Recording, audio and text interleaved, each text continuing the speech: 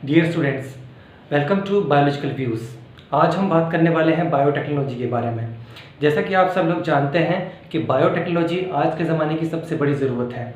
आज जैसा कि हम देख रहे हैं कोरोना वायरस फैल रहा है, तो ऐसे में ऐसी सैकड़ों और हज़ारों कंपनियां हैं जो बायोटेक में इन्वेस्टमेंट कर रही हैं और बायोटेक की तरफ दुनिया आशा भरी निगाहों से देख रही है। तो चलिए बिना देर किए शुरू करते हैं बायोटेक्नोलॉजी के बारे में अहम जानकारियाँ।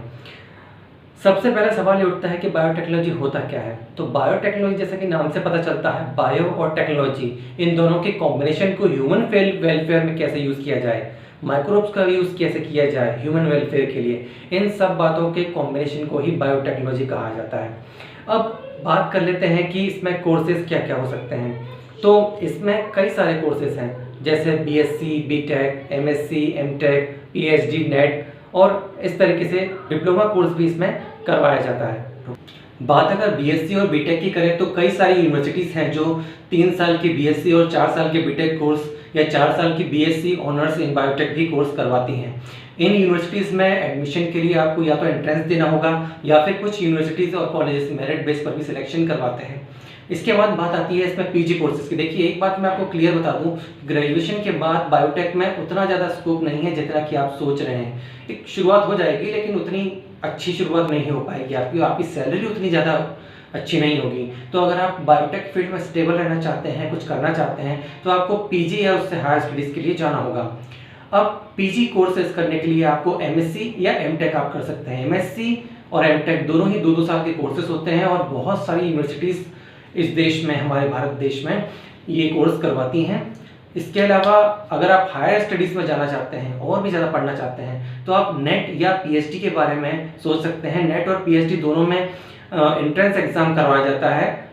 सीएसआई नेट है, यूजीसी नेट है, आईसीआर नेट है, इस तरह के नेट करवाए जाते हैं जिससे आप प्रोफेसर के लिए या फिर फेलोशिप के लिए एलिजिबल हो जाते हैं। और इसके अलावा यूनिवर्सिटीज़ अपने खुद के भी पीएचडी प्रोग्राम्स कंडक्ट करवाती हैं।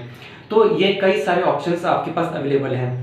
अब बात होती है भाई कि हमें इसमें बेनिफिट क्या है, हमें जॉब कैसे मिलेगी। तो एमएससी के बाद आपके पास 2 रास्ते हैं। एमएससी के बाद या तो आप इंडस्ट्रीज़ में चले जाएं, यदि आप इंडस्ट्रीज़ में जाते हैं तो आप फूड, फार्मा, टेक्सटाइल, इन सब में आपको ढेरों अपॉर्चुनिटीज़ हैं। आजकल आप देख रहे होंगे कि कोरोना का वैक्सीन जो है वो बायो इन्फॉर्मेटिक्स की वजह से बहुत जल्द खोजा जाने वाला है। तो बायो इन्फॉर्मेटिक्स भी आज के ज़माने में एक पावरफुल बायोटेक टूल की तरह इस्तेमाल किया जाता है। अब दूसरा इसका जो पक्ष है एमएससी के बाद वो है आपका नेट या पीएचडी। अगर आप प्रोफेसर बनना चाहते हैं, अगर आप रिसर्चर बनना चाहते हैं तो आपको या तो नेट देना होगा और या पीएचडी करनी होगी, या आप दोनों चीज़ें कर सकते हैं। 2 तरीके हैं पीएचडी करने के, या तो आप नेट क्वालिफाई करके आइए या फिर यूनिवर्सिटीज़ अपने तरीके से एंट्रेंस एग्जाम करवाती हैं, आप उनको क्वालिफाई कीजिए। इसके बारे में डिटेल वीडियो आपको बाद में बता दिया जाएगा। अब बात आती है अर्निंग्स की। तो टू बी ऑनेस्ट, मैंने पहले भी आपसे कहा था कि ग्रेजुएशन के बाद इसमें 8 से 15 हज़ार तक का ही स्कोप है और पीजी करने के बाद यदि आप, इस बात पे डिपेंड करता है आपकी अर्निंग कि आप इंडस्ट्रीज़ में जा रहे हैं या रिसर्च फील्ड में जा रहे हैं। अगर आप इंडस्ट्रीज़ में जा रहे हैं पीएचडी के बाद तो एज ए फ्रेशर आपको 15 से 20 हज़ार रुपये तक की शुरुआत प्रति महीने हो सकती है। अगर आप रिसर्च फील्ड या टीचिंग फील्ड में जाना चाहते हैं तो आप नेट क्वालिफाई कीजिए। नेट क्वालिफाई करने के बाद आप as a junior research fellowship या फिर पीएचडी फेलोशिप के तौर पर अपनी शुरुआत कर सकते हैं, जो कि इस वक्त रिवाइज्ड होने के बाद 30 से 40 हज़ार रुपये प्रति माह हो गई है। इसके अलावा बायोटेक में और भी बहुत सारे एडवांसेस हैं, बहुत सारी अपॉर्चुनिटीज़ हैं जिसके बारे में डिटेल वीडियोस हम आने वाले वीडियोस में बताएंगे।